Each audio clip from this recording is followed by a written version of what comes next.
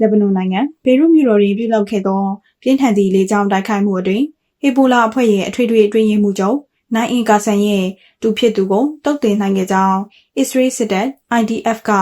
ဧပြီလ9ရက်နေ့တွင်တရားဝင်ကြေညာခဲ့ပါတယ်။ဟေဘိုလာခေါင်းဆောင်ရဲ့တူအရင်ဖြစ်သူအလီယွတ်ဆွတ်ဟာရှိမောင်အယုံကြည်အားဆုံးကိုရေးအကြံပေးနဲ့ကိုရေးအတွင်းရေးမှူးအဖြစ်ပါအနီးကပ်တာဝန်ယူထားသူဖြစ်ပါတယ်။လေကြောင်းမှပြစ်မှတ်ထားတိုက်ခိုက်မှုကြောင့်အဆိုပါရက်ကွက်ရှိအထက်မြင့်အဆောက်အအုံအစိပ်ပိုင်းတစ်ခုပြိုကျပျက်စီးခဲ့ကြောင်းသိရှိရပါတယ်။အစ္စရေးစစ်တပ်ရဲ့တရားဝင်ထုတ်ပြန်ချက်တွင်ဟာရှိသည်ဟေဘိုလာခေါင်းဆောင်ကာဆန်နှင့်အလွန်ရင်းနှီးသူဖြစ်ပြီးကာဆန်ရဲ့ရုံးခန်းနှင့်လုံခြုံရေးကိစ္စရပ်များကိုစီမံခန့်ခွဲရာတွင်အဓိကအခန်းကဏ္ဍမှပါဝင်ခဲ့သူဖြစ်ကြောင်းသိရှိရပါတယ်။တောင်ပိုင်းလက်ဘနွန်ရှိလက်နက်တူလာရုံ10ခုခန့်ဒုံးကျည်ပစ်စင်များနှင့်ဟေဘိုလာဗဟိုဌာနချုပ်များယခုဖြစ်ရသည်